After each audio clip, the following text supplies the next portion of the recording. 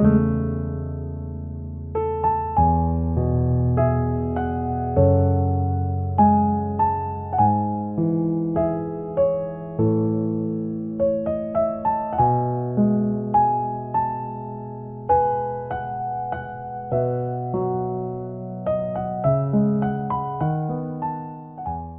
할렐루야. 10월 첫째 주일입니다. 오늘도 말씀을 좀 나눠보겠습니다. 오늘 말씀의 주제는 회개입니다. 남은 자들에게 가능성이 있는 이유는 회개할 수 있기 때문이죠. 그래서 하나님께서 이사야를 통해서 이스라엘 백성들을 초대하셨습니다. 아무리 힘들고 어려운 사람도 하나님께서 포기하지 않으시는 이유는 회개할 수 있기 때문이죠. 그래서 이 남은 자들에게 있어서 중요한 것은 회개하고 돌아서는 것입니다. 먼저 오늘 주님께서는 우리들에게 오라라고 초청하시죠. 회개에 가장 중요한 것은 일단은 하나님 앞에 나오는 거죠. 와서 대화를 해야 되는 거기 때문에 우리가 하나님 앞에 나오는 것이 우선 중요한 거예요. 두 번째로는 이제 와서 변론하자 그랬는데 이 변론이 굉장히 중요합니다. 왜냐하면 우리 크리스찬들의 변화가 없는 이유는 이 변론에 깊이 못 들어가니까.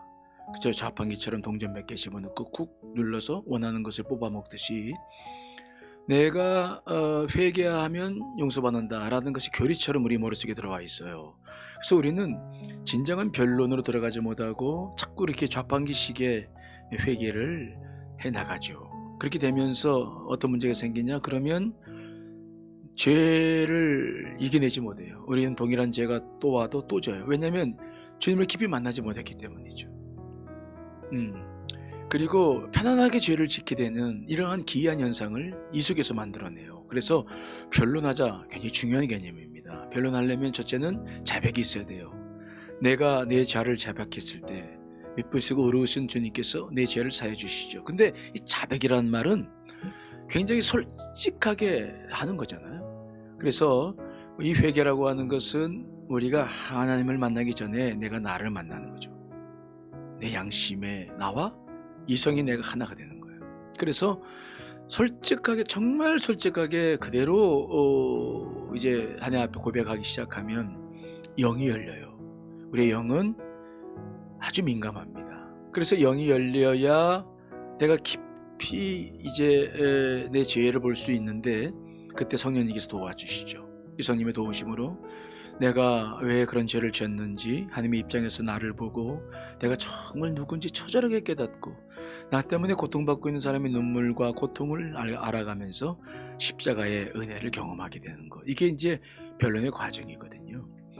근데 이런 과정이 없으면 우리는 변화가 안 돼요. 그런데 이러한 변론의 과정 속에서 주님을 만나면 죄를 이겨나갈 수 있어요. 왜냐?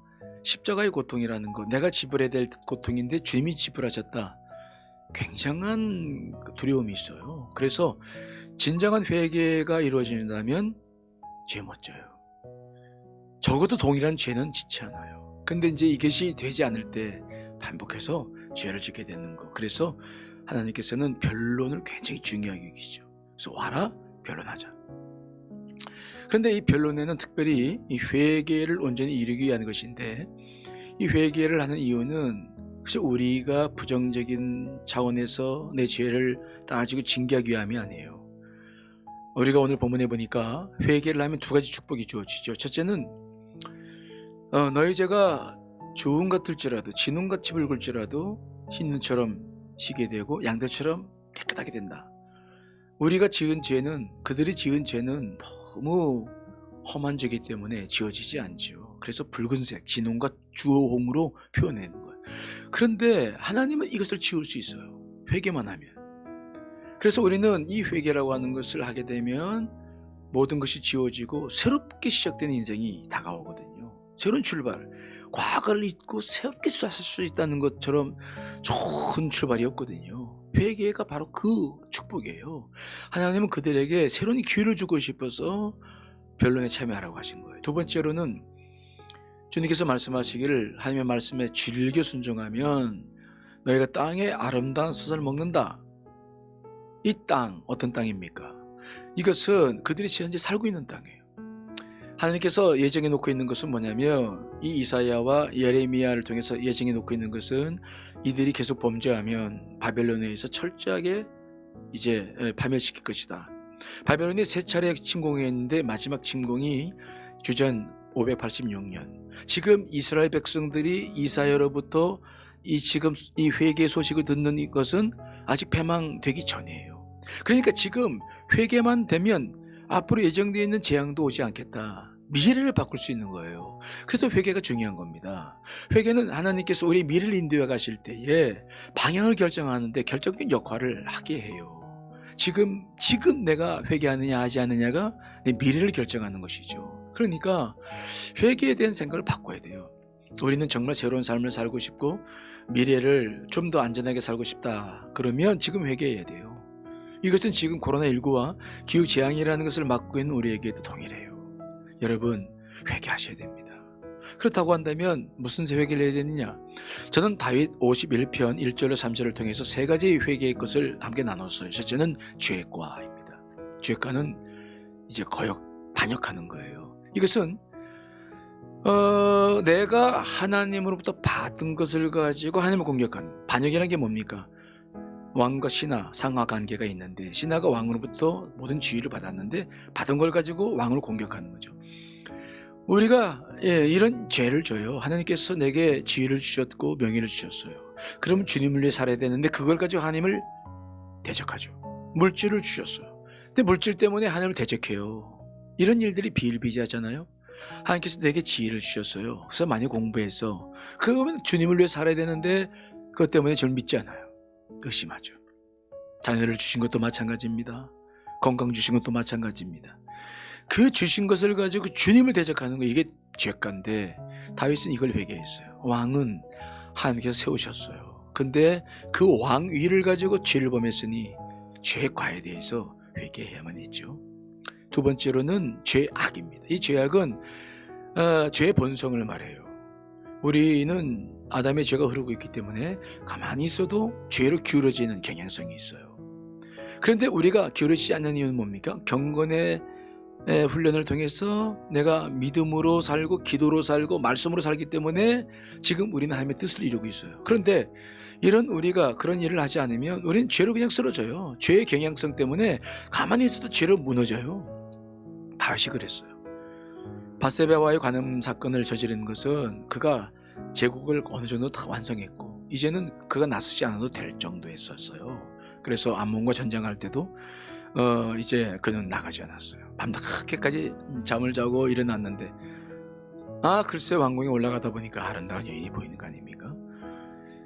우리가 은혜가 충만하면 죄 못 봐요. 유혹이 안 들어와요. 그런데 은혜가 떨어지면 금방 죄가 눈에 들어오고 유혹이 금방 눈에 들어오죠. 다윗이 그래서 무너졌어요. 그래서 그는 그 자신을 지금 회개하는 겁니다. 세 번째, 죄. 이것은 관역에서 빗나갔다, 그런 말이죠.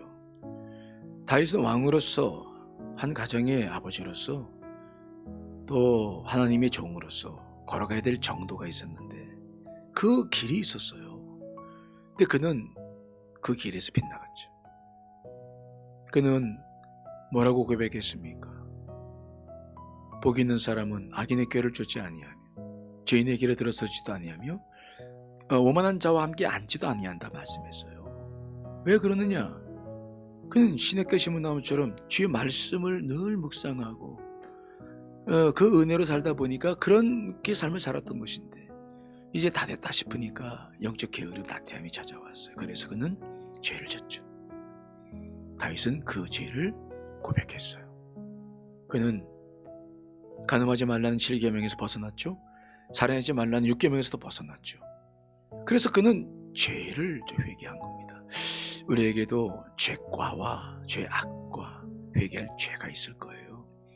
이것들을 구체적으로 회개하며 변론의 과정에 들어갈 때 우리 미래가 달라지고 우리는 새로운 기회를 얻을 수 있다는 거 여러분 기억하시고 이번 특세 내일부터 참여하셔서 정말 기도하고 회개하고 그래서 새로운 미래를 열어나가시는 저와 여러분들이 되시기를 간절히 축원합니다. 감사합니다.